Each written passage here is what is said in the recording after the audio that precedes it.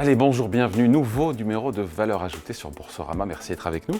Aujourd'hui, on se demande quelles sont les opportunités d'investissement en actions alors que la fin d'année approche à grands pas. Bonjour Nina. Bonjour David. Nina Majstorovic, spécialiste investissement marché de capitaux chez Tikehau Capital. Un peu tôt pour faire le bilan de l'année, mais quand même, on se rend compte qu'en matière d'indice boursier depuis le début de l'année, voilà, ça ne s'est pas passé partout pareil. Marché américain est devant, marché européen après, puis CAC 40 fait du quasi sur place. Donc voilà, c'était pas... Effectivement, un peu trop tôt peut-être, mais il semblerait a priori qu'on s'apprête à clôturer à nouveau un bon millésime sur les marchés actions, en tout cas pour l'instant. Si on regarde les performances depuis le début de l'année, on est à plus de 20% sur les marchés américains, le S&P 500 et le Nasdaq par exemple, entre 10 à 15% sur les marchés européens. Donc plutôt on met le CAC 40 de côté. Je mets le CAC 40 de côté qui a ses propres spécificités liées notamment à la situation budgétaire et politique en France. Mais a priori, pour l'instant, ce qui semble être une bonne année. Et d'ailleurs, c'est un constat qu'on peut généraliser sur l'ensemble des actifs risqués, sur le marché du crédit, notamment sur l'investment grade et le haut rendement. Bon, qu'est-ce qui explique ces bonnes performances, notamment sur le marché américain et aussi européen ? Alors, je dirais qu'il y a trois facteurs qui expliquent ces performances assez remarquables. Le premier élément est lié à l'euphorie autour de l'intelligence artificielle. Ça a beaucoup animé les marchés depuis plus d'un an maintenant. Et finalement, l'espoir, voire même la conviction des investisseurs que l'IA ouvrait la voie à une nouvelle ère de croissance très forte. Le deuxième facteur… De croissance et de productivité. Et de productivité, tout à fait. Le deuxième facteur, il est lié à cette trajectoire de désinflation qui s'est poursuivie des deux côtés de l'Atlantique. On a plus de visibilité aujourd'hui. On est bien loin des 8, 9, 10% d'inflation qu'on a pu constater en 2022. Et ça a alimenté des perspectives de baisse des taux qui sont aujourd'hui… Qui ont commencé, mais qui sont encore aujourd'hui peut-être un peu trop optimistes en termes en tout cas d'attente de la part des investisseurs.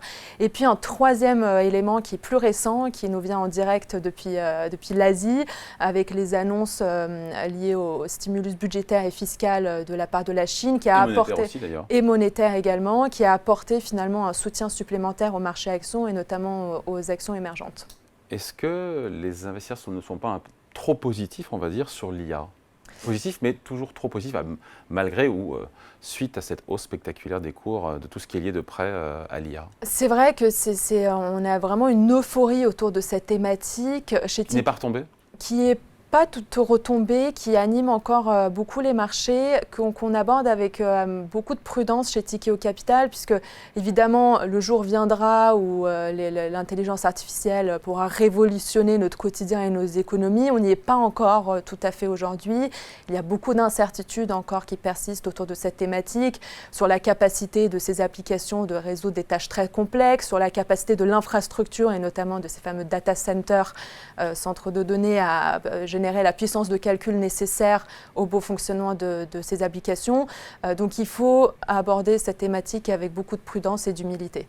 Et sur l'inflation, tout le monde imagine que l'inflation, puisqu'elle décroît, enfin il y a un reflux de l'inflation, les prix augmentent toujours, ça peut continuer. Peut-être que les points bas ont été atteints, contrairement à ce que beaucoup d'investisseurs pensent. Alors, il est certain qu'on a une trajectoire qui est plus visible aujourd'hui. Pour autant, chez Tikehau Capital, on est convaincu que l'inflation a toujours cette composante structurelle liée à des facteurs démographiques, à la démondialisation, à la transition énergétique. Et donc, bien qu'on ait plus de visibilité sur cette thématique, on pense qu'à nouveau, ce dernier kilomètre de la désinflation sera assez long et incertain. Avec des valorisations, Nina, qui sont élevées notamment sur le marché américain. Et c'est encore des opportunités sur les marchés actions. Je cite le marché américain surtout parce qu'en Europe, évidemment, on est en retard. Alors, on est en retard, sans être sous-valorisé, on n'est pas sous-valorisé en Europe. Mais... Non, justement, sur les marchés américains, on traite aux alentours de 22 fois les bénéfices. En Europe, on est aux alentours de 14 fois, mais qui est la moyenne historique des 10 dernières années. Donc des valorisations élevées, ce qui fait qu'on reste très prudent chez Tikehau Capital sur les marchés actions.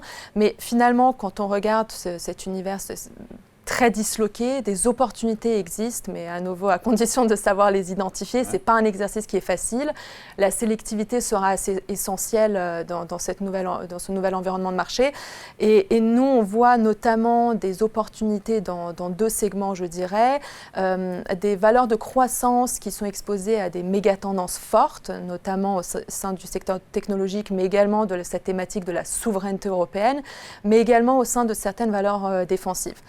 Je m'explique, si on... Je vous coupe, pardon, sur la tech, il faut rester investi sur la tech. On ne se dit pas que c'est trop tard, il faut en être malgré les valorisations. Les valorisations sont élevées. Quand on regarde, on est aux alentours de 35 fois les bénéfices, mais il y a deux facteurs à souligner ici. Le premier, c'est qu'il y a encore des entreprises qui traitent à des niveaux de valorisation relativement raisonnables. C'est le cas par exemple de Google aujourd'hui.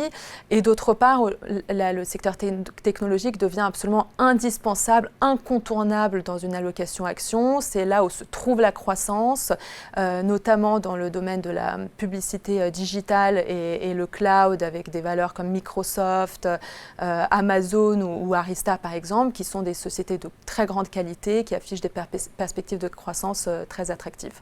Bon, donc on peut investir sur l'IA sans passer par la case Nvidia ? Alors, on peut à nouveau s'exposer donc, sur cette thématique de façon un peu plus prudente, ce qui consisterait finalement à chercher des sociétés qui pourraient bénéficier de l'intelligence artificielle, mais qui n'en sont pas totalement dépendants. C'est le cas notamment des gros acteurs américains, Alphabet, Microsoft à nouveau, qui génèrent des flux de trésorerie absolument colossaux, qui ont les capacités d'investir dans l'intelligence artificielle. Mais également des sociétés pour lesquelles l'intelligence artificielle représenterait un nouveau vecteur de croissance, à l'image d'Accenture, qui est spécialisée dans l'accompagnement des entreprises dans la transformation digitale. Et qui a passé d'ailleurs un partenariat avec Nvidia. Exactement. Pour offrir du clé en main aux clients.